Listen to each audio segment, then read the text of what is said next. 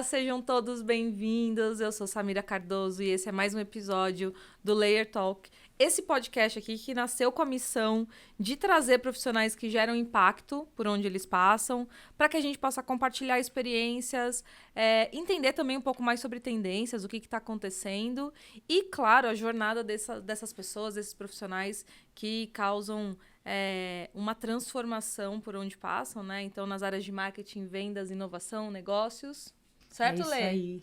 E eu aqui como host sendo desafiada em 2023, saindo da minha zona de conforto.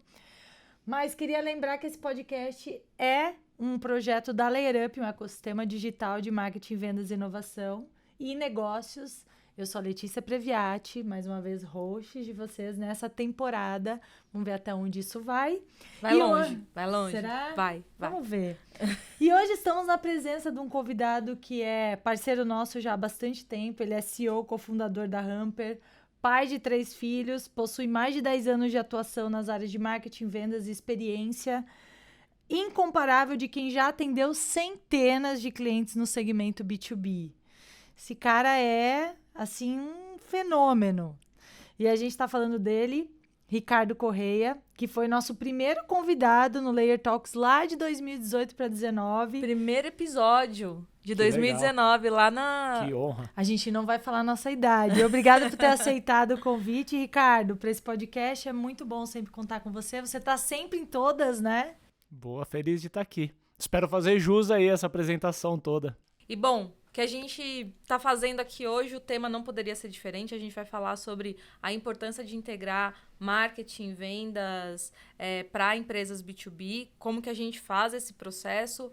O Ricardo, que há 10 anos fundou a Hamper. 10 anos, é isso, Ricardo? 10 anos que eu comecei empreendendo nessa área. A Hamper tem um pouquinho menos. É isso aí. E aí, antes da gente entrar no tema e já aprofundar na conversa de como integrar, eu queria que você contasse exatamente essa trajetória, assim, contar um pouco da sua trajetória no empreendedorismo, depois com a Hamper e no momento que estamos aqui.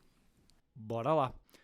Eu separaria a minha jornada em 3 estágios, né? Eu tive uma primeira pernada como colaborador dentro de empresas, né? Eu tive a felicidade de já começar trabalhando dentro da indústria do software, então acho que eu entrei meio nisso um pouco sem querer, mas rapidamente me identifiquei e foi a indústria que eu trabalhei a vida inteira. Então, na primeira etapa da jornada, eu trabalhei em 2 empresas de software. E aí eu cumpri um pouco do gabarito assim, de entrar como estagiário, me tornar analista, eventualmente me tornei coordenador e na minha última experiência eu fui head de marketing na Aurum, que é uma startup do mercado jurídico, até conhecida e tal. Peguei num processo de turnaround da empresa que já tinha 20 anos e estava mudando para SaaS. Hoje a gente fala de SaaS, assim, né, uma coisa muito óbvia, mas há 12 anos atrás, 13 anos, que foi quando eu entrei na Aurum, não era tanta realidade. Eu acho que a Aurum foi precursora de SaaS no Brasil, uma das. E por a gente ter puxado um pouco da onda de SaaS, veio uma série de outras coisas junto. Inbound, outbound, inside sales, customer success. São todas disciplinas que hoje a gente está super acostumados a falar, mas que naquela época, assim, era tudo Novidade. muito incipiente. E foi a indústria de SaaS que puxou muito. Então foi uma época muito interessante que a gente tinha que beber muito da fonte de fora do Brasil, porque ainda tinham poucas iniciativas aqui.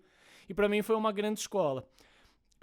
Eventualmente eu decidi sair, eu tinha uma oportunidade boa dentro da Aurum, mas eu já estava tocado assim de que eu queria empreender e acho que assim como vocês, eu tinha visualizado que o mercado de marketing ia mudar muito no Brasil. Esse ano era 2012.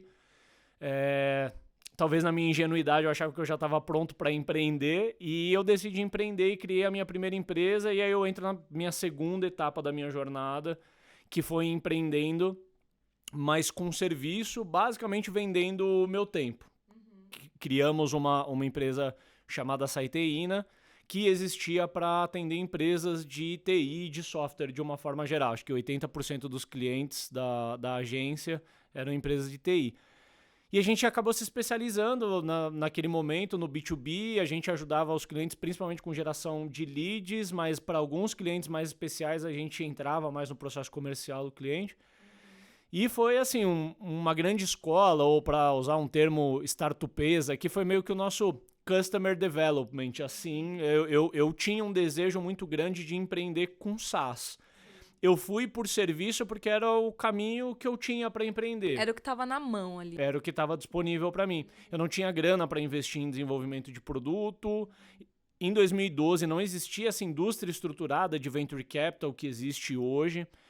Enfim, e eu acho que como empreendedor eu também não estava pronto para ir para uma jornada já de uma escala mais acelerada e a gente foi com o que a gente tinha naquela época. Foi bacana, foram 5 anos tocando essa empresa, foram quase 200 clientes atendidos, foi muito legal. Mas eu mantive dentro de mim o desejo de ter uma operação SaaS, eu sabia que a Siteina não era bem uma startup. Ao longo da minha jornada pela Siteina, a temática de startup cresceu muito e eu estava muito seduzido por isso. E aí a gente já tinha tentado o desenvolvimento de alguns produtos, talvez alguns um pouco fora do nosso raio de atuação, e aí dificilmente ia dar certo. Outros dentro do nosso raio de atuação, mas que eventualmente a gente já tinha perdido o timing de fazer aquilo. E em 2016... assim como alguns anos atrás eu tinha visualizado a onda do marketing digital ficando muito forte no Brasil, eu vi que vendas B2B estava finalmente ganhando a importância que o tema tem. As empresas B2B sempre focaram muito em vendas, mas nunca tiveram muito assim, processo, tecnologia, era meio que cada um por si. E nessa época começou a ficar muito forte a temática de... uso de boas práticas, as empresas começaram a fazer benchmark, começaram a olhar para a tecnologia, esse tema ele ficou em alta, já era uma realidade fora do Brasil, aqui estava começando. Eu acho que não quero te interromper, desculpa, mas só para trazer uma data, eu acho que o Receita Previsível foi lançado em 2014, você tá falando de 2016, 2017, alguma coisa assim, né?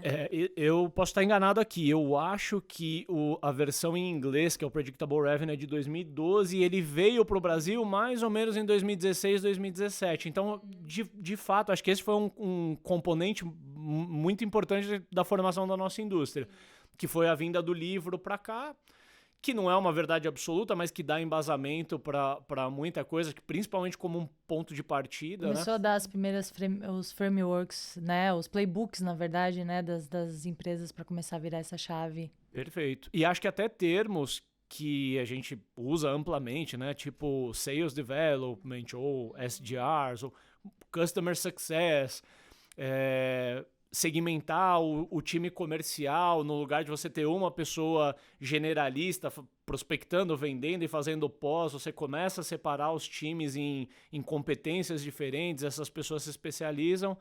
Se não foi a origem ali pelo Predictable Revenue, o livro pelo menos deu força para esses conceitos, muito do que a gente pratica aí até hoje.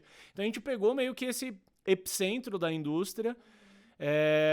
O meu momento eu estava olhando para produto, para desenvolver, a gente tinha conhecimento, marketing, a Siteina era uma empresa de marketing, mas vendas B2B era adjacência, a gente estava muito perto, a gente se sentiu legítimos e achou que era a nossa oportunidade ali. De fato, assim, nessa época era só uma tacada de sorte, mas quando a gente começou a modelar o que veio a ser a Humper, ficou muito evidente de que provavelmente o nosso futuro estava ali. E aí a gente desenvolveu a primeira versão do produto, entram na terceira etapa da minha jornada, aí já falando de Humper. Em 2016 a gente desenvolveu a primeira versão do produto. Em 2017 a gente lançou e começamos a vender e pegamos um vento a favor, digamos assim, que foi todo esse hype de vendas B2B no Brasil, que acho que inclusive a gente ajudou a construir, acho que nessa época a gente aproximou também e dentre outros atores dessa indústria também, a gente começou a promover eventos juntos e um monte de coisa. E o resto é história, né? Acho que o resto a gente pinça aqui, mas a minha história com a Humper começa ali de 2016 para 2017 e é nisso que eu tô hiper focado desde então. E conta pra gente dessa virada de chave de agência, SaaS, gestor. Você falou, putz, eu talvez não estava pronto, mas quando que a gente está pronto? E aí você começou sendo agência, depois foi mudando todo esse movimento. O que mudou para você, assim? Como que foi toda essa jornada? Não, mudou muita coisa. Eu vou ser bem sincero em dizer que assim, eu já não sentia mais prazer no que eu fazia pela Siteina. Né? Eu já estava há uns anos fazendo aquilo.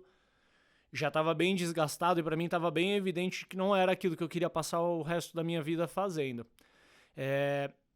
Eu já era muito entusiasta da indústria SaaS, eu já tinha trabalhado dentro de uma empresa SaaS, mas eu não tinha empreendido, eu tinha um desejo muito grande. Então, enquanto eu não matasse essa curiosidade, eu não ia sossegar.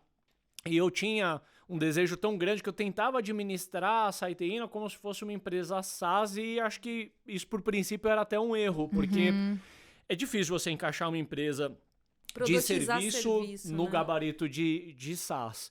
Porque vocês conhecem isso melhor do que eu. Um dos diferenciais da agência, do prestador de serviço, é a customização. E quando você tenta encaixar serviços num padrãozinho, num pacotinho, etc., não vai funcionar. O cliente ele vai dar um jeito de desviar daquilo. Aí você tenta treinar a sua equipe para uma certa entrega, mas no fundo o que você tem que fazer é outra. Então eu já estava convencido de que eu não ia conseguir martelar a Siteina até ela virar uma empresa SaaS. Era mais fácil começar from the ground, assim, com uma nova e eventualmente encerrar a minha história com a Siteina. Mas a tua leitura, Lê, foi bem adequada, assim, mudou muita coisa. Venda muito mais de volume. Junto com isso, vem outras valências que a empresa precisa ter, porque eu fui em busca de desenvolver um processo escalável. Na agência, eu tinha que focar muito mais na entrega de qualidade, no entendimento do negócio de cada cliente que entrava. Não que na Humper a gente não precise ter uma compreensão do cliente, pelo contrário, mas a gente consegue clusterizar os clientes em grupos de clientes que têm coisas semelhantes e tem a vantagem de ser um produto que você comita uma coisa nova no produto e aquilo gera um benefício para a base inteira. Não é que é necessariamente mais fácil, porque eu acho que eu fui extremamente desafiado em vários outros aspectos. Mas o nível de conexão que eu tenho com o que eu faço hoje é maior do que o que eu tinha naquela época. Logo, embora eu enfrente muitos problemas hoje, o gás que eu tenho para lidar com esses problemas é bem diferente. Know-how também, né? Lá atrás você tinha que aprender tudo do zero, né? Era só onda na cabeça. Esse processo todo até o momento Humper é bem interessante, um monte de desafio, mas vocês gostam de desafio, né? Pelo jeito, porque mais recentemente, agora nos últimos meses, eu diria, talvez no último ano, além de um processo de expansão que a Humper já estava vivendo, buscando investimento, acelerando o crescimento do negócio, vocês resolveram acelerar um pouquinho mais com aquisições. E como que foi esse processo? Assim, primeiro, do ponto de vista mesmo de apresentar a empresa para o mercado e depois de selecionar outras empresas para fazer parte de um grupo. Como que você lidou com esse desafio e como que foi? Conta um pouquinho dessa experiência. Boa. Primeiro, a gente ainda está lidando, né? Então, eu já consigo contar com os aprendizados desse último ano. Talvez, se a gente gravar de novo daqui a um ano, eu consiga contar a história ainda mais completa. Para a gente entender o porquê dessas aquisições, eu vou tentar passar muito brevemente pelo que aconteceu na Humper nesses últimos 6 anos de história da empresa. A gente entrou no mercado com prospecção outbound. A gente desenvolveu um produto para isso. Basicamente, a primeira versão do produto possibilitava para os clientes construírem listas, o que já era um grande diferencial, porque a maioria das empresas não tinha leads para trabalhar, a área comercial acabava ficando ociosa. E uma segunda dor é que o time comercial perdia muito tempo fazendo atividade manual ligada à prospecção. Então a gente mapeou que se a gente resolvesse a construção de lista e a abordagem de novos clientes, a gente devolvia para o time de vendas o tempo que eles precisam para negociar e vender.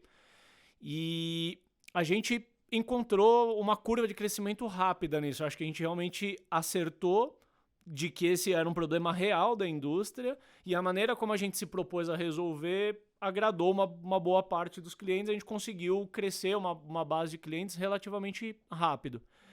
Passado alguns anos, a gente já liderava esse espaço no Brasil e ficou evidente para nós de que a gente era um player relevante já dentro de um nicho e que se a gente quisesse continuar a nossa trajetória crescendo na velocidade que a gente tinha crescido nos primeiros anos, a gente ia ter que entrar em novas adjacências. A gente tinha a mesma coisa que era a nossa vantagem era a nossa desvantagem. Eu acho que isso é super comum, né? A gente ficou hiper focados em fazer muito bem uma única coisa, que era a prospecção outbound, e a gente olhou menos para outras coisas. E quando a gente passou por uma rodada seed, né? E aí, naturalmente, nessa nova formação da empresa, a gente revisita a nossa ambição, os nossos planos, e a gente eventualmente decidiu que a gente entraria em novos mercados para continuar crescendo na velocidade que a gente estava crescendo, e também para levar as nossas características de Hamper, que eu acho que não são certas ou erradas, mas que já tinham clientes que se identificavam com isso e nos pediam assim, poxa, por que vocês não têm um CRM? Sim. Ou por que vocês não têm uma plataforma inbound? Porque a gente gosta da maneira como vocês resolvem os problemas e talvez ter vocês como uma opção nesse mercado, com a pegada de vocês, seria bacana. A gente decidiu dar ouvido para isso. Só que ficou muito claro pra gente que a gente não entraria no espaço de inbound ou no espaço de CRM com um desenvolvimento próprio, principalmente se a gente quisesse entrar nos dois ao mesmo tempo, que foi o que a gente fez. Porque esse é um mercado que já tem um grau de maturidade, né? Se a gente for olhar para inbound, o player mais relevante desse espaço, que é a RD, está fazendo isso há mais de 10 anos. Se a gente for olhar para CRM, tem pelo menos 10 empresas relevantes entre brasileiras e internacionais que operam aqui no Brasil com produtos maduros. Sim. E para nós ficou muito evidente de que a gente não podia entrar com um MVP nesse mercado e fazer um teste, até porque o cliente ele já espera um grau de maturidade de uma plataforma que ele vai adotar que está muito além de um protótipo. Sim. Então o caminho mais natural para a gente, talvez não tão óbvio, mas mais natural, seria a gente fazer aquisição de empresas que já tivessem esse produto mais completo, mais validado pelo mercado. E aí, em 2021, a gente criou a tese, em 2022 a gente materializou a tese, a gente fez a aquisição no começo do ano da Lahar, que é uma empresa de marketing automation. O produto acabou se tornando o Hamper Marketing, né? A gente incorporou a empresa, o time, os founders estão lá com a gente. No meio do ano, a gente fez o mesmo movimento com a Linkseller, que é uma empresa de CRM, e mesma coisa, né? Incorporamos time, produto, tecnologia, e o produto se tornou o Hamper Pipeline. E aí o que é muito doido é que a Hamper ela se transformou completamente como empresa, porque a gente era uma empresa, digamos assim, de ferramenta, né? Tinha uma ferramenta para prospecção outbound, hoje a gente é uma empresa de plataforma. É bem diferente, né? Tem uma complexidade maior de implementação, existe uma expectativa de sinergias entre os produtos que a gente está trabalhando e todos os desafios também inerentes de um M&A, né? De trazer times que já trabalhavam juntos há anos, cada um dentro do seu universo, e que agora tá todo mundo numa mesma casa, né? Tentando fazer acontecer. Caramba. Desculpa, Lê, eu queria colar mais duas perguntas aqui que manda. Apareceu agora, que tá fora do script, mas que eu acho que pode ser legal. Uma é sobre, você falou da integração dos founders e como que ficou um pouco a cultura, se movimentou muito. E aí eu queria que você contasse um pouquinho também se vem outros produtos por aí, se Hamper... Agora tem o Hamper Prospect Marketing, Pipeline. Hub. Tem mais coisa por vir nessa plataforma? Vamos lá. Sobre cultura, time, founders, etc. Eu vejo que o movimento que a gente escolheu fazer, e por mais que tenha, digamos assim, partido da Hamper a intenção de fazer, e a gente procurou esses players para eventualmente fazer um M&A, eu acho que teve uma disposição muito boa deles também em querer fazer. E eu acho que a tese, ela começou na Hamper, mas ela se tornou assim, a nossa tese quando a gente envolveu a Lahar e a Linkseller também, e todo mundo se encantou por isso. A gente encontrou empresas e founders que não estavam buscando necessariamente um exit, que estavam cansados do que eles estavam fazendo e queriam vender e passar o produto e o time para frente para eles fazerem outras coisas. Tava todo mundo muito energizados naquilo que nós já estávamos fazendo, e nós entendemos que juntos e debaixo do branding da Hamper, que a gente considera que para o mercado que a gente opera é um branding forte, a gente estaria bem posicionados para alavancar esses 3 produtos. Mas a sinergia que existe entre eles, né? E eu acho que esse é um campo que vocês conhecem bem. O poder que tem quando você coloca para trabalhar inbound, outbound, CRM e outras competências para trabalhar juntos fica muito mais poderoso. Eu acho que a gente viveu uma época do mercado, só fazendo um parênteses muito breve aqui. Quer dizer, quando surgiu o inbound precisava atacar as outras metodologias para se provar que era melhor. Aí depois, quando a gente surgiu com esse outbound modernizado, né, um outbound mais digital, a gente também precisava posicionar o outbound como melhor do que as outras coisas. E no fundo, hoje, com a maturidade do mercado, a gente sabe que não é. Você vai fazer algo, no caso de vocês, vão fazer algo pelo cliente, vocês, ou uma empresa que está estruturando a sua área comercial, ela não vai escolher um ou outro, ela vai fazer um mix de ações, e isso muda no tempo. A predominância de canais que a gente usa lá na Humper muda muito no tempo.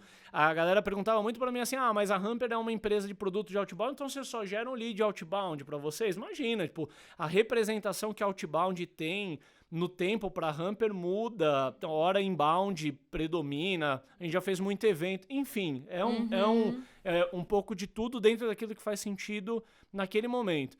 Mas voltando, né, para a história, a tese de stacking encantou muito, acho que clicou muito para todos os founders que tiveram envolvidos na negociação de que assim, a gente vai estar melhor posicionados dentro dessa tese de stack, debaixo do branding da Humper, do que se tiver cada um vivendo o seu universo. Então eu acho que isso motivou muito. Por sermos empresas SaaS, todas em estágio mais ou menos inicial, embora a Humper tivesse um pouco mais avançada, dá para se considerar que a Humper ainda está no early stage, né? Se a gente for categóricos aqui de como que é tratado em startup. As culturas eram muito parecidas, então facilitou. É lógico que logo no momento seguinte a um M&A, fica todo mundo um pouco apreensivos, né? O que vai acontecer, o quanto que essa empresa vai mudar. Mas eu acho que logo as cartas foram reveladas de como que ia ser a tocada das coisas, a gente conseguiu se integrar como um time só. Hoje, sei lá, né, passado um ano, a gente não consegue nem imaginar como que era antes, já virou tudo muito natural, né? Os founders, eles continuam liderando os seus respectivos produtos. A gente não criou uma característica de grupo, é Humper, né? A nossa opção, desde o princípio, seria que as marcas fossem incorporadas e se tornassem produtos Humper, né? Era um pouco do desenho da estratégia que a gente tinha. E a gente segue, eu considero essa etapa assim, das sinergias, da integração de cultura, bem sucedida dentro de todos os riscos que são inerentes de um movimento como esse. Eu acho que a gente conseguiu contornar todos muito bem. E te respondendo a segunda, se a gente tem planos para mais produtos, eu vou ser bem sincero em dizer que não, pela seguinte razão. Embora a gente tenha conseguido desviar, talvez, dos principais problemas inerentes a um M&A, a um novo posicionamento, eu acho que a gente executou bem até aqui, não dá para subestimar, nós somos uma empresa bem diferente do que éramos há um ano atrás. E a virada, ela não é feita em um ano, a gente tem muito trabalho a fazer. Eu acho que a gente investiu nesse um ano principalmente em termos de produto, a gente criou níveis de integração entre esses produtos que não existem no mercado quando você tenta integrar produtos que não são de um mesmo fornecedor, digamos assim. A gente quis focar muito em criar um diferencial como um stack, para que uma empresa que usa as ferramentas da Humper tenha uma vantagem em usar tudo dentro de casa no lugar de integrar 3 ou 4 ferramentas de terceiros. Mas a gente ainda tem muito a percorrer dentro desse espaço. Então, acho que a gente ainda tem que assentar um pouco. A gente passou pela fase de estruturação. Eu acho que tem talvez uns anos aí para a gente realmente alavancar esse posicionamento como stack, capturar a oportunidade para daí, então, a gente voltar a olhar para que outras adjacências a gente teria para explorar. Perfeito. E, bom, você falou, né, de integrar novas empresas, culturas, líderes. E agora a gente falando, né, sobre... Na verdade, o nosso tema é a importância da integração entre marketing e vendas B2B.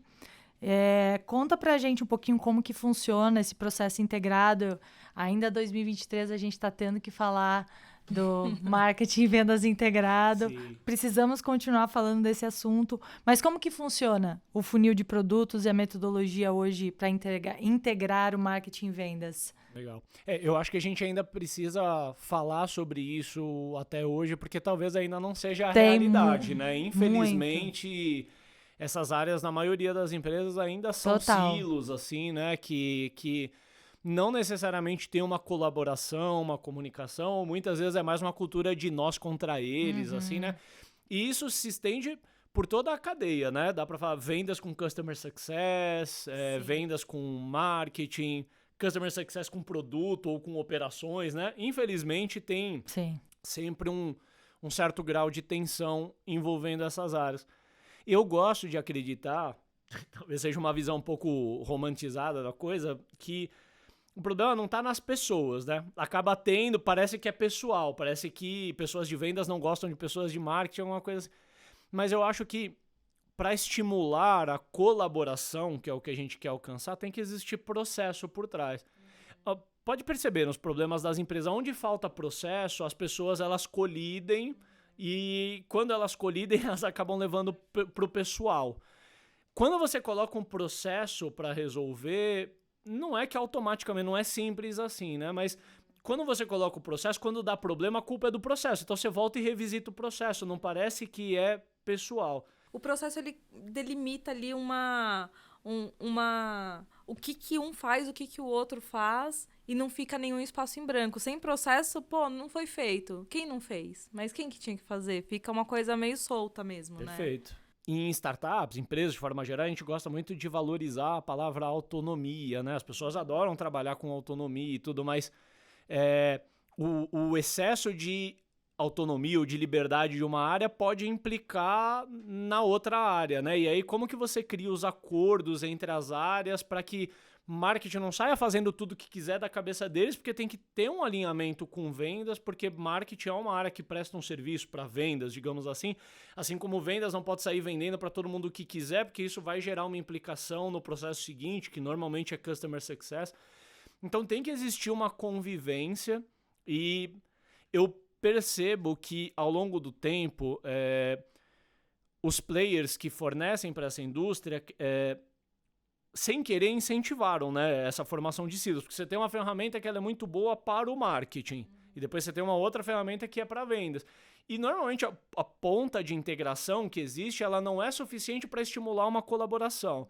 Uma coisa é você falar assim, se o lead é gerado aqui, eu mando ele para o CRM lá. Beleza, mas isso é conectar o Lé com o CRE, digamos assim, né? Uma integração mais básica.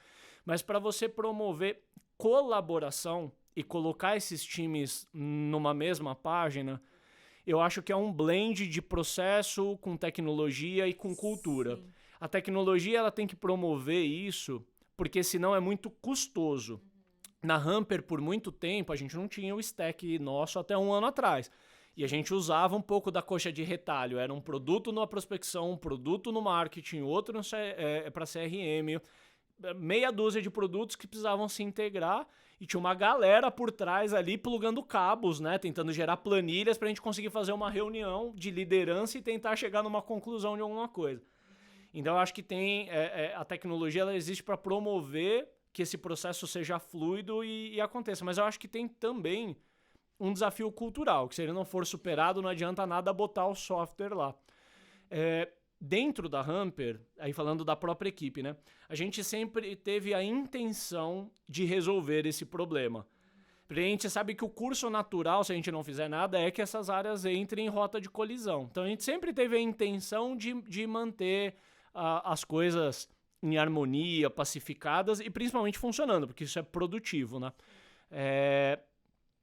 Para resolver essa questão de cultura, a gente entende que essas áreas elas têm competências individuais, então marketing tem que cuidar de campanha, gerar leads, vendas, tem que cuidar do processo comercial, trazer negócio, bater meta, assim como o CS cuida de retenção, satisfação. Essas são as especializações. Mas a gente criou a cultura de se enxergar como um time único. E lá na Hamper a gente chama, é bem comum, né? As empresas chamam isso de área de revenue, e a gente se identifica tudo como uma grande tribo, no final das contas, como revenue, e um só bate meta quando o outro bate, é tudo muito interdependente. E para fechar, para não alongar tanto nessa fala, eu vejo que a maioria das empresas elas subestimam a complexidade que existe nesse processo. A gente tem o hábito de tentar explicar as coisas como se fosse um processo em linha, porque eu acho que a nossa cabeça assimila melhor assim, né? Então você fala assim, marketing gera lead, venda fecha a venda e CS atende o cliente. Nossa, perfeito, né? Como que a gente não entendeu isso? Nada Passou linear. 10 anos e a gente ainda não aprendeu.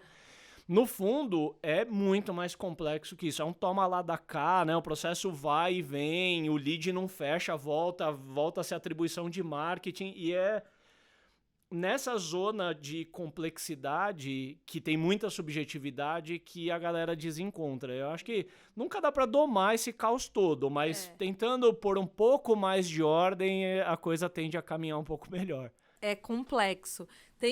Essa história da ferramenta que você falou, eu acho interessante de trazer, porque às vezes, falando com o cliente fala, mas é só integrar. Só que, por exemplo, os usuários que eu tenho na automação, eu não tenho no CRM. E eu tenho que contratar o mesmo volume de usuários. Então, eu integro dados, mas não necessariamente eu tenho tudo numa única plataforma. Isso não é verdade. Então, eu não tenho uma visão de dados completa. Eu mando alguma informação daqui para lá, tenho informação, sei lá, na automação, e lá no CRM eu vou ter outras informações. Eu não estou juntando tudo, né?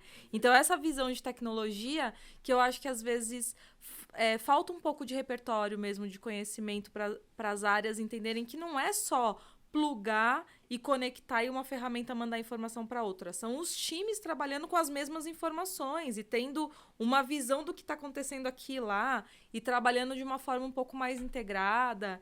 Enfim, é complexo esse papo, Bastante. né? E quando a gente estende isso para uma empresa que tem mais de um produto ou que segmenta, digamos assim, tem uma área que atende clientes menores, uma área que atende clientes enterprise, que daí você aumenta o nível de complexidade, aí que a brincadeira ela começa a ficar boa, né? Você citou, por exemplo, um exemplo, né, de integração baseada em fluxo de informação, né, do tipo passar o lead da ferramenta de automação para o CRM, que é um caso muito comum. Eu traria outro, até temperando com o assunto que a gente estava falando antes, que tem sido o meu desafio na Hamper, né? Imaginem, por exemplo, para conseguir fazer uma reunião semanal de lideranças das pessoas desse time de revenue. A pessoa de marketing chega com as informações dela que ela tira da plataforma de marketing. A pessoa de vendas chega com o que ela tira de CRM. Já não bate ali. Bate. E aí o desacordo ele já começa ali. Porque marketing apresenta um número de leads e apresenta que está X% dentro de uma meta, vendas já confronta. Então essas várias fontes de verdade, elas incitam esse caos, né? Eu acho que para conseguir colocar todo mundo na mesma página, você precisa ter uma única fonte de verdade, tá? Marketing, vendas, SDRs, Customer Success, todo mundo olhando para uma mesma base de dados, para uma mesma... Quando eu digo base de dados, não necessariamente um banco de dados, uma mesma base da empresa, assim, estamos todo mundo olhando para o mesmo report, para a mesma métrica, para a mesma meta, e agora sim a gente consegue falar do mesmo patamar, estamos na mesma página. Perfeito. E complementando um pouco, dentro dessa passagem, o marketing gera tantos inputs dentro de uma ferramenta de automação, com o prospect, né, com o usuário ali de conteúdo que ele está engajando, que ele está consumindo, que isso gera muito input para o time de vendas, para você criar um rapport, uma abordagem, insumos de fato mesmo ali para a operação. E que, às vezes, a gente vê, como vocês estão trazendo aqui, de fato, só essa passagem de lead, enfim. Então, a gente sabe que marketing e vendas precisa, de fato, dessa conexão. Você sabe que lá em 2018 para 2019, a gente tava lá no RD Summit. A gente foi no Ramp Up Tour também. Perfeito, no Ramp Up Tour. E a nossa ideia era, de fato, trazer um casamento entre marketing e vendas. A gente já fala isso há muito tempo, né? E, enfim, não aconteceu. Mas quem sabe ainda... Em vez daquele stand que a gente fez mais urbano, que a gente gosta muito daquele stand, a gente tinha pensado em fazer, tipo, uma igreja, assim. A gente ia casar marketing e vendas, ia ter buquê, noiva, ainda tem que fazer. A gente ainda tem esse sonho. Um dia a gente faz. Mas eu queria, assim, acho que para tirar um pouco da complexidade... Você tem um case lá da Hamper ou de algum cliente, enfim, que você possa contextualizar um pouco... Como que na plataforma hoje de vocês isso se integra e quais que são os impactos disso? A gente tem algumas dezenas de clientes já usando o Stack, né, como plataforma, mas eu me sinto mais legítimo de contar o próprio caso da Hamper mesmo. Acho que uma coisa que a gente tomou a decisão no D+1, assim, após as aquisições, assim, a gente tem que usar 100% do nosso produto. Perfeito. A gente usava produtos de mercado e, com todo respeito, produtos mais avançados do que os nossos produtos estavam na época que a gente fez a aquisição. E a gente teve que, inclusive, se adaptar, assim, a gente vai ter que abrir mão, a gente usava uma ferramenta de CRM estrangeira caríssima, que é o Close.io, que é um CRM estado da arte.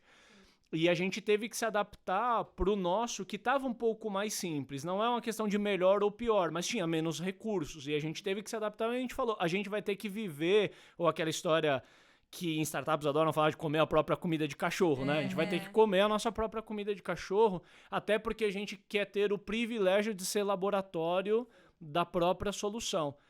E acho que a curva assim, de maturidade do produto com a gente mesmo usando foi espetacular, assim, porque o nível de input que as áreas que operam dentro das ferramentas conseguem passar para a área de produto, que é a área que desenvolve melhor o produto, é bizarro. Assim, existe fluxos de comunicação diários que a gente melhora. E o que é legal é que a gente consegue operar num nível que não é necessariamente lançar uma nova feature. Não é só coisas de roadmap. A gente tá falando de melhorias de fluxo de trabalho mesmo, que é coisa que normalmente, eu vou precisar ser um pouco generalista aqui, mas normalmente uma área de produto toma decisões olhando assim, qual que é a próxima funcionalidade que a gente tem que colocar no nosso roadmap que vai colocar a gente à frente do mercado. Então vamos pegar um exemplo. Tá todo mundo falando de inteligência artificial nesses últimos tempos. Todo mundo que tem um produto está pensando assim, como que eu encaixo a inteligência artificial dentro do meu produto, da minha proposta de valor. Não necessariamente o usuário está pedindo isso. Então o que é muito legal é que a gente conseguiu criar um vínculo de comunicação direta entre os nossos próprios usuários. A gente é heavy user de plataforma de automação de marketing, plataforma de prospecção, plataforma de CRM, e a gente é heavy user de cruzamento dessas plataformas.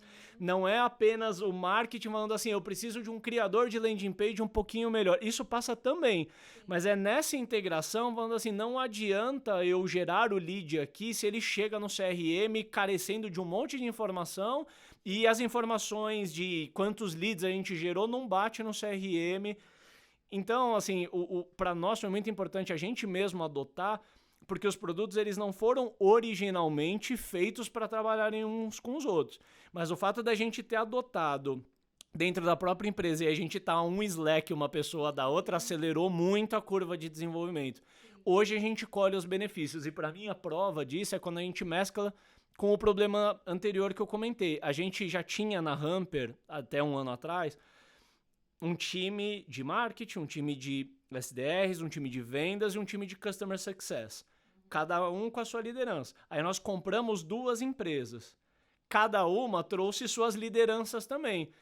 Se você não cria processo e se a tecnologia não proporciona aquele time trabalhar junto, vira um balaio de gato, porque vai ser um toma lá da cá, são vários processos são 3 áreas de CS diferentes imperando dentro de uma mesma empresa. Como que você estabelece um standard, um fluxo de comunicação? Então, a gente precisou usar muito da nossa... Teve um pouco da vantagem daí de a tecnologia ser proprietária e a gente poder acelerar o desenvolvimento para primariamente suportar o nosso próprio processo.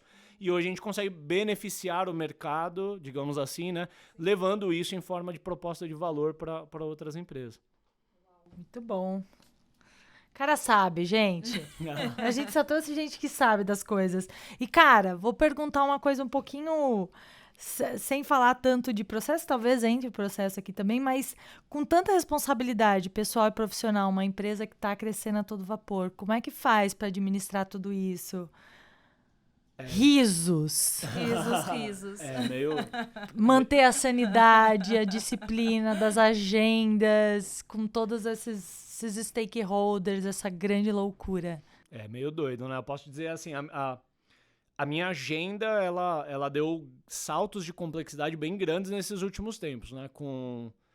a gente tinha passado por rodada, então foram novos investidores que entraram, pouco tempo depois os M&As. De forma geral, a empresa ela não é muito grande, mas ela já tem um certo tamanho, que tem lideranças diferentes, né? Tem diretoria, tem gestão média, tem founders das empresas adquiridas, e eu, assim, o meu principal papel lá dentro como CEO é ser um grande harmonizador de toda Facilitador. essa turma, conseguir colocar todo mundo para mostrar o seu melhor lado, né? E a gente conseguir chegar no objetivo que a gente precisa.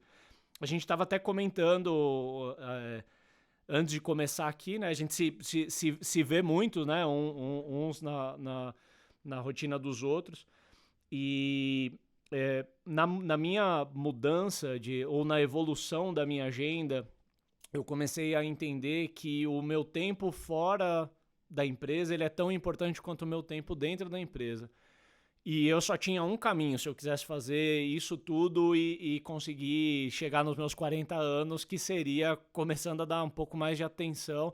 Eu não comecei necessariamente isso agora, né? Com esses M&As, já tem uns anos que eu venho dando atenção para essas coisas, que é o que todo mundo sabe que tem que fazer, mas no fundo a gente tem dificuldade de implementar. Eu acho que eu consegui atravessar a arrebentação nisso, transformar essas coisas em hábito, que é procurar me alimentar bem, dar atenção pro sono, não querer mais ser aquele empreendedor super-herói que vira à noite e que trabalha todo final de semana. Eu acho que quando eu preciso, eu faço, mas eu tenho muita consciência se é assim, eu tô fazendo mais por tara minha, porque eu não consigo largar o osso, ou porque realmente precisa. Então eu tive que criar esse discernimento e começar a entender que às vezes um sábado e um domingo que eu passo descansando com a minha família, fazendo esportes, etc., eu presto um serviço melhor para a Hamper do que se eu ficasse ruminando os problemas da Hamper o final de semana inteiro. Então, eu precisei criar uma agenda intencional mesmo, onde um slot de tempo que eu tenho para ir na academia, ele é tão importante para mim quanto uma reunião de diretoria. Eu não furo uma reunião de diretoria, mas eu também não furo um dia na academia, porque eu preciso cuidar de mim, né? Eu acho que nós temos que ter diferentes projetos de vida. O risco de quem empreende é quando o único projeto de vida da pessoa é a empresa. E aí toda a nossa banda cognitiva ela vai numa coisa só. E quando a empresa tá mal, e a empresa vai tá mal em bons momentos, né? A gente sabe disso, uma jornada de 5, 10 anos. Uma hora a gente tá mais em cima, outra hora a gente tá lá embaixo. E se a empresa é tudo o que a gente tem, fica mais difícil. Então a gente tem que ter pelo menos mais um projeto de vida que somos nós mesmos, que é mais importante do que a empresa, né? A empresa, poxa, ela pode não estar lá amanhã e tudo bem, a gente tem uma vida para tocar, né? E eu acredito muito, sendo um pouco mais filosofal aqui, que quando a gente tá bem, a gente é um facho de luz pro que a gente se envolver, né? Então, se eu tô com energia, eu tô com um bom humor, a reunião que eu vou entrar para ser fator de soma. Se eu não tiver bem, eu vou ser o contrário disso. Então, eu passei a me preocupar muito mais com o que é esse estar bem. E aí eu preciso escolher o que eu vou comer, eu preciso escolher o quanto que eu vou descansar, eu preciso escolher fazer coisas que me ajudam a liberar energia. E exercício, por exemplo, é uma coisa que me ajuda a liberar energia boa. Então eu fui juntando, digamos assim, somando ferramentas dentro da minha mala de empreendedor que me ajudam, que não são necessariamente só as ferramentas que a gente mais conhece como empreendedores, digamos assim, tem que dominar marketing, tem que dominar growth, tem que dominar vendas, tem que dominar captação de investimento. Eu acho que isso também, mas essa é a parte racional da nossa vida como empreendedores. Mas existe numa outra esfera uma série de outras coisas que a gente tem que dominar, como autoconhecimento, descanso, atividade física, alimentação, dentre várias outras coisas, um pouco do cuidado com o nosso estado emocional, com o nosso espírito, dentre outras coisas que a gente também não pode subestimar. A gente fez uma analogia antes de começar que eu gosto muito, né? Você fez uma comparação de quem empreende ter uma jornada muito parecida com a de um atleta. Eu acho que essa metáfora ela é perfeita. Não vou dizer que não existe, porque talvez alguém encontre algum exemplo, mas eu acho que por detrás de uma grande medalhista ou uma pessoa bem-sucedida em um campo, existe primeiro um grande ser humano. Aquela pessoa ela soube encontrar muita motivação, muita disciplina e fez muitas renúncias na vida dela para ela conseguir. Ela não é vamos pegar, sei lá, um tenista, ela não é apenas boa na valência de bater a bolinha com uma raquete. Ela tem uma composição muito maior de habilidades, até fora de quadra. Às vezes, no mesmo dia, a gente começa se sentindo o máximo, acontece alguma coisa no meio do dia, você se sente um derrotado, à tarde acontece uma outra coisa ferrada e no final do dia você leva outra pancada. E essa coisa de fato, ter esse autoconhecimento, equilíbrio emocional, é o estar pronto para essas oscilações, porque de fato não é uma constante, não é linear, e tudo pode acontecer num único dia. Quando vocês falam de atletas, eu acho muito legal. Eu sempre esqueço as fontes, então vocês me perdoem. A gente tenta trazer depois numa descrição, mas eu vi recentemente um estudo que fala de 4 atributos para ver se um atleta é um bom atleta, que é o técnico, aí do esporte que ele pratica, o tático, muitas vezes quando tem, né, por exemplo, futebol, tem todo o esquema tático, o físico, o quanto ele tá bem preparado fisicamente, mas o mais importante de todos é o mental. Então, às vezes, o cara é um baita atleta, técnico, tático, tem um físico bem preparado, mas o mental tá fraco. Ele entra em campo, não tá legal, não tá bem, não rende, por exemplo. Então, isso vem muito a calhar com o que você fala, né? Tipo, não dá pra gente ser super bom, estudioso, entender tudo de negócios, networking e tal, e a cabeça não tá legal. Não tá cuidada também. A gente tá tão focado no negócio que a vida passou e, sei lá, isso prejudica demais. Então, concordo muito com o que você trouxe, que quando a gente tá bem mentalmente, espiritualmente, quando a gente tá bem fisicamente, a gente vai bem em tudo que a gente coloca a mão, assim, tudo que a gente toca acaba sendo bacana também. E eu queria emendar isso numa pergunta que é sobre... A gente esteve juntos na comunidade que você criou, a Founderwood, que virou depois o Startup and Downs, né? Uhum. Eu queria que você falasse um pouquinho disso e queria que você desse alguma recomendação também, olhando para founders, mas voltando para o nosso tema brevemente, assim, de integração de marketing e vendas. Qual que é a importância desses indicadores e o que você recomenda para os founders para eles construírem essa jornada de um jeito muito mais adequado? Tá, vamos lá. Ali no meio da pandemia, Bom, primeiro eu precisei lidar com uma situação na Humper com a saída de um co-founder, né? Que era um amigo pessoal, nós éramos em 2, etc. E aquilo naturalmente muda um pouco da característica da empresa. Somou isso ao fator da pandemia, eu me vi sozinho tomando boa parte das decisões ali e tendo, embora a Humper tenha várias outras lideranças que a gente compartilha muita coisa do dia a dia, eu acabei ficando no quesito founder sozinho. Eu tinha uma agenda pré-pandemia muito movimentada no sentido de interagir com outras pessoas que empreendem também, de a gente estar junto em evento e fazer happy hour, e toda semana eu estava engajado em alguma coisa. Então esses dois fenômenos juntos fez eu me sentir extremamente solitário nos problemas que eu estava resolvendo. E na minha cabeça eu pensei assim, quantas outras pessoas que empreendem, que não estão ilhadas como eu, cada uma resolvendo seus próprios problemas e vendo e a gente não está compartilhando. E nisso me veio o clique, assim, de, eu já vi muita gente tentando criar grupos de WhatsApp que não iam para frente, alguns vão, mas a maioria não. E eu falei, poxa, queria criar uma coisa um pouco mais estruturada, uma coisa que as pessoas se sentissem mais à vontade de abrir o capô, que não é uma coisa tão, né, aberta quanto um grupo de WhatsApp, que perde muito o controle da moderação. Enfim, eventualmente, a gente iniciou uma comunidade chamada Founderwood. Foi há 2 anos atrás. Eu acho que no primeiro ano foi super legal, porque teve um engajamento muito bom, realmente clicou com a dor de muita gente, e a gente teve, assim, em pouco tempo, umas 200 pessoas ali interagindo dentro da comunidade. A gente tinha um app onde as pessoas interagiam e tinha encontros síncronos, uma vez por semana, online, porque a gente estava ainda no auge da pandemia naquela época, e deu muito certo.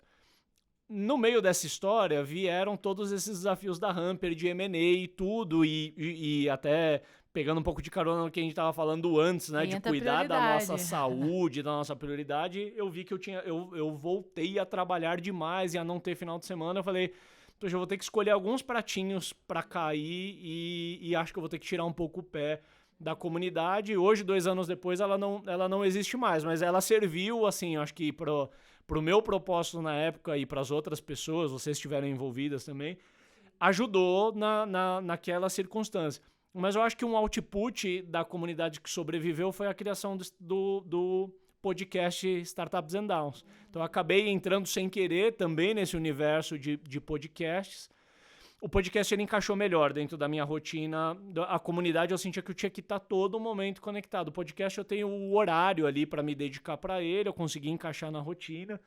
É muito legal, eu tenho alguns investidores na Humper, dentre eles o César Bertini acabou virando uma pessoa muito próxima a nível pessoal mesmo. Ele foi uma pessoa que me ajudou muito, eu brinco, né, que acho que todo mundo que empreende, principalmente no começo de jornada, tem que buscar um sensei na sua vida, né, assim, alguém, um mentor, um coach, chamem como quiser. E acho que o César me encontrou e me ajudou ali muito na minha jornada, a gente tinha um hábito de se falar quase que semanalmente. E a gente meio que ventilou assim, bicho, se a gente transformasse isso que a gente fala toda semana num podcast, quantas outras pessoas a gente não ia ajudar? E a gente falou, e o que tá nos impedindo de fazer? Vamos se arriscar, né? O podcast, vocês sabem bem, também é mais complexo do que parece num primeiro momento, né? Não é só pôr o recorde ali no telefone e gravar uma conversa, né? Tem que se preparar, tem que ter um nível de profissionalismo. A gente vem apreciando bastante. Acho que a gente já gravou uns 60 episódios até aqui. Se alguém quiser conhecer, Startups N Downs, se buscar nos streamings aí, com certeza vai encontrar. O propósito é falar mais das coisas menos glamurosas, digamos assim, da jornada de quem empreende. Eu acho que tem muito programa, muito livro que enfatiza uma jornada de sucesso. Mas e naqueles momentos que as coisas não estão dando certo, né? Onde que a gente busca alguma ajuda e tal? E são vários, né?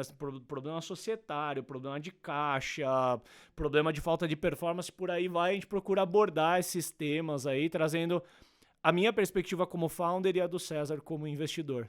E é bom você saber que desse limão a gente tirou já algumas limonadas, várias coisas. Eu incomodei muito o Ricardo, que eu queria muito um tema específico. Lembra disso, Ricardo? Uhum. Que era sobre stock options, né? Sim. E eu ficava lá, não, quando que a gente vai falar desse assunto? Botava toda vez que tinha definição de pauta, eu ficava lá, eu quero essa pauta, vamos falar desse assunto. E rolou, foi muito legal, foi muito bom. Muito bom. Eu gosto muito de te ouvir, eu fico aqui, porque, assim, desses 60 episódios eu já devo ter ouvido a metade. Eu sou super stalkeadora, né? E, bom, a gente tem muita coisa em comum, as dores, cada um no seu segmento ali, né? Mas outra coisa que liga muito a gente é a carreira, a nossa história, o caminho, enfim. E eu queria saber um pouquinho mais qual que foi ali a principal habilidade, não entrando no técnico, mais comportamental, que você desenvolveu ao longo da sua carreira e que é muito importante para você hoje, que você sabe que ficou muito marcante. Uhum. Olha, eu precisei intencionalmente desenvolver a minha habilidade com gestão de pessoas. Na minha primeira empresa, na Saiteína, talvez o meu maior erro tenha sido nesse aspecto.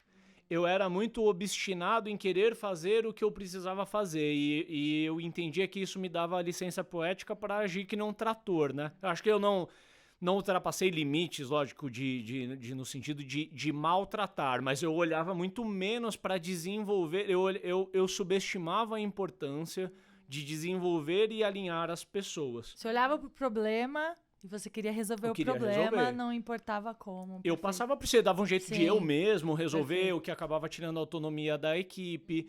Nem sempre eu conseguia promover uma conversa de uma forma que era um fator de soma. Realmente a gente tirava um aprendizado daquilo. Eu só mirava em resolver. Muitas vezes isso é um custo do relacionamento ali naquela hora, né? E eu fui entendendo. Esse é um caminho que pode ser adotado? Pode, mas você não vai muito longe fazendo isso. Tanto porque as pessoas, elas eventualmente vão, hoje cada vez mais elas têm a opção de escolher onde querem trabalhar, elas vão escolher não trabalhar com você, mas tem uma questão da sua própria saúde mesmo, de você querer estar bem. A pergunta assim é, por que não trabalhar num negócio que te dá prazer, né? Eu acho que, poxa, crescer é legal, mas em detrimento de relações, em detrimento de dormir bem à noite, em detrimento da sua saúde, poxa, acho que não. Eu prefiro crescer, sei lá, metade do que cresceria, só que num ritmo saudável e perene, né? Então, tendo a segunda oportunidade de empreender, eu fiz uma escolha um pouco diferente. Claro, também mais maduro, com os benefícios dos aprendizados anteriores e consegui fazer resgates à minha essência. E eu foquei muito mais nessa parte, assim, de desenvolver. E para mim, talvez eu comecei nessa época a me preparar porque a minha jornada me reservava mesmo. Porque se eu não tivesse me desenvolvido como um gestor de gente, e hoje dentro da Humper eu lidero líderes, então eu preciso, é um pouco chavão, né? Mas eu preciso inspirar pelo exemplo, porque as pessoas que trabalham direto comigo, elas cuidam de times de 10, 20 pessoas. Se elas me veem, se eu tenho um hábito de gritar numa reunião, como que eu vou esperar que eles não gritem com o time deles? É que eu tô sendo extremo, isso é ridículo. Mas pra você errar, você não precisa gritar, tem várias outras formas, total, né?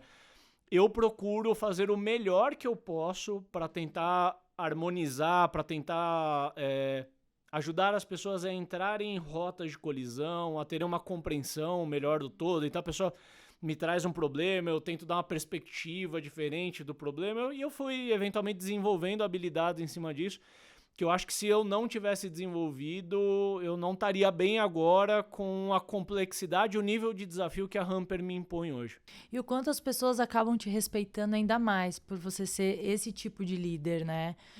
O facilitador com autoridade conquistada de fato e não na base, enfim, né, de alguma imposição, mas eu acho que isso também faz parte da trajetória. A gente aprende muitas vezes na dor, né? Eu acho que tem um legado que a gente deixa como pessoas que empreendem, que é uma responsabilidade, né? A gente carrega várias responsabilidades. 100%. Então, um dever fiduciário com a empresa, a gente é responsável pelos empregos, a gente é responsável pelas entregas nos clientes, né? É uma porção de coisa. Mas se a gente for pensar em legado, é bonito o que a empresa faz, os serviços prestados, os cases, mas que legado melhor se não deixar uma legião de pessoas boas que trabalharam ali, né, e que ou que continuam trabalhando ali ou que foram trabalhar em outros lugares e que a gente teve o prazer como pessoas empreendedoras de participar de um pedaço da jornada delas e ter sido um fator de soma na vida delas, né? Eu particularmente me energizo muito com isso, de poder olhar a quantidade de pessoas que já passaram pela Humper, que ainda estão na Humper e ver a evolução que elas tiveram na jornada delas. Total. Que elas olham pra você e falam, é esse tipo de líder que eu quero ser. Posso nem estar aqui, mas é esse exemplo que eu quero seguir, né? Se eu conseguir me desenvolver, eu quero... É muito legal. Isso é a parte que mais me inspira também. Muitas vezes quando alguém pergunta isso, né? Eu lembro sempre com muito carinho de pessoas que saíram, mas que mantêm o contato muito próximo e que falam isso muitas vezes, assim, tipo, putz, eu aprendi com você tal coisa, e não por vaidade de ter aprendido comigo, com a Lê, enfim, mas de ter inspirado, de falar, pô, o trabalho emocional, o autocontrole, o cuidado com as palavras, que legal, teve um resultado, teve um impacto muito positivo, isso é bem legal. A gente tem uma vantagem e um desafio ao mesmo tempo, né, nos tempos atuais, que assim, quando a gente começou na indústria, que eu vou presumir que a gente tem idades parecidas, né? Quando a gente começou na indústria... Sou mais nova, com certeza. A gente precisava muito ser treinados em habilidades técnicas, porque você não tinha Google, YouTube e o caramba 4, você dependia muitas vezes do teu chefe da época sentar ali do teu lado e te ajudar, e você encontrava meio que os seus caminhos e tal. Hoje, a galera que tá entrando agora no mercado de trabalho, que tá rampando carreira e tudo... tem acesso à informação técnica, compra curso, vê no YouTube, faz benchmark, você tá um WhatsApp da resposta que você precisa ou uma googada da resposta que você precisa. mas as pessoas elas não vêm com formações, com competências para lidar com os desafios, com assim, serem capacitadas para lidar com resolução de problema, com atritos de relacionamento. Então, o nosso papel como líder não é ensinar a pessoa a fazer o técnico, isso ela vai dar conta de fazer, principalmente se ela se encontra naquilo que ela faz e libera energia para ela buscar o caminho. Até melhor que ela aprenda por vias próprias, porque vai realmente fixar. E o nosso papel como líder fica em ajudar essa pessoa a desobstruir o caminho dela, né? A lidar com questões de relacionamento. Ter um ambiente seguro para esses ter um ambiente erros. seguro. Só num ambiente seguro é que as pessoas vão mostrar o melhor lado, né? Então, um ambiente de pressão, de cobrança, de desconfiança, de falta de transparência, as pessoas elas vão reagir, não necessariamente mostrando o melhor que elas podem mostrar. Muito bom. Super compacto, e eu acho que a Layer Up tem um diferencial muito em cima disso. A gente tem bons serviços, a gente tem uma cultura que a gente admira muito, está sempre em evolução, mas acho que esse ponto de ser um ambiente seguro, ser um ambiente onde a gente potencializa o que as pessoas têm de melhor, é o que faz a gente evoluir, porque é isso, a gente também veio sem investimentos, começamos do zero e tudo que a gente construiu foi orgânico, no sentido de reinvestir o pouquinho que a gente foi ganhando, crescendo, alcançando mais, e hoje a gente está aí com 100 colaboradores numa complexidade gigantesca. E a gente passou por esse processo também, né, Total, Lê? 100%. De aprender com erros a sermos melhores líderes, de alguma forma. Sim, Né? eu escuto o Ricardo, eu lembro, eu menininho. E, Ricardo, o que você gostaria de saber quando você estava começando e que te custou aprender, assim, doeu? Olha, eu acho que se eu tivesse identificado antes que a importância do tempo fora de quadra vale tanto quanto o tempo dentro de quadra, talvez eu teria evoluído um pouco mais rápido em alguns aspectos que eu custei evoluir. Eu tive, talvez durante os meus 5 primeiros anos empreendendo, aquela história de achar que... de ter orgulho de falar assim, eu trabalho 15 horas por